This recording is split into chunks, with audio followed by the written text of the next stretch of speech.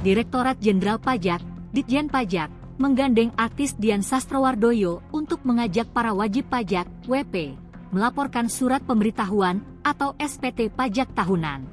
Sebagai informasi, pelaporan SPT tahunan wajib pajak, WP, orang pribadi bisa dilakukan hingga 31 Maret mendatang dan 30 April untuk WP badan usaha.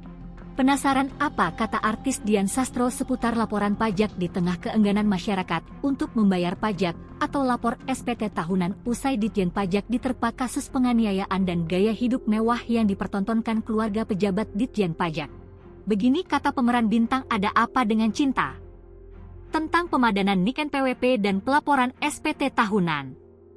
Halo kawan pajak, saya Dian Sastrowardoyo.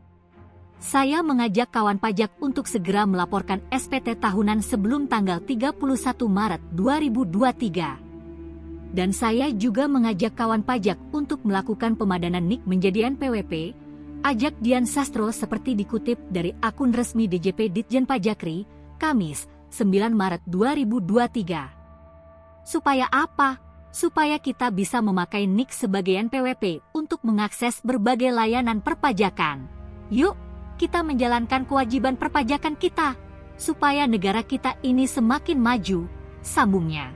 Terpisah, Menteri Keuangan Sri Mulyani Indrawati sendiri mengaku senang melihat perkembangan pelaporan SPT tahunan pajak oleh masyarakat Indonesia yang meningkat dibandingkan tahun sebelumnya.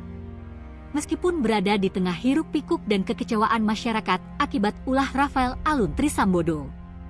Demikian disampaikan Sri Mulyani saat mendampingi Jokowi melakukan kunjungan singkat ke Kantor Pelayanan Pajak, KPP, Pratama Surakarta, Kota Surakarta, Provinsi Jawa Tengah, pada Kamis sore, 9 Maret 2023. Hingga tanggal 9 Maret 2023, sebanyak 6,6 juta wajib pajak telah menyampaikan SPT.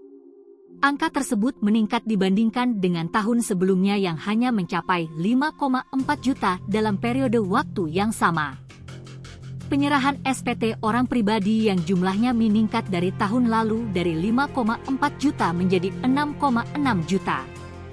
Jadi kenaikannya itu 20%. Kita senang bahwa masyarakat melakukan pelaksanaan undang-undang dan melalui e-filing, terangnya.